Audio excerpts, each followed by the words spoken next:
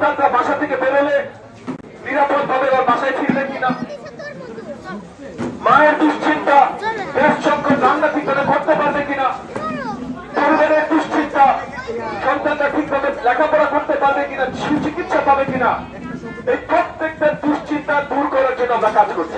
এখনই সময় আপনাদের কাছে আসছি আপনাদের সকল সুযোগ সুবিধা তৈরি করে দেওয়ার জন্য, সেটা সন্ত্রাস মুক্ত বসিলা হোক, চিকিৎসা সাধন হওয়ার বসিলা হোক, বা গ্যাস পানি বা বিদ্যুৎ সংকট মুক্ত বসিলা হোক, যেটাই হোক না কেন বসিলার বাসিন্দাদের জন্য আমরা কাজ করে যাচ্ছি। আপনারা আমাদের জন্য দোয়া রাখবেন, এইসব তরুণরা যারা কাজ করছে তাদের জন্য দোয়া রাখবেন।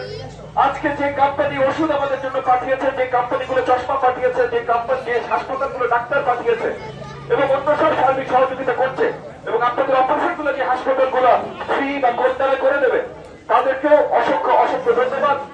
আমাদের চেষ্টা আপনাদের সেবা। আপনারা মনে রাখবেন, আমরা একসাথে থাকলে আজকে এবং আগামীতেও আপনাদের সকল ধরনের সেবা অব্যাহত থাকবে। আমি দোয়া রাখি এবং আমি আশা রাখি আমরা আজকে যেমন একসাথে আছি, আগামীতেও এইভাবেই একসাথে থাকবো।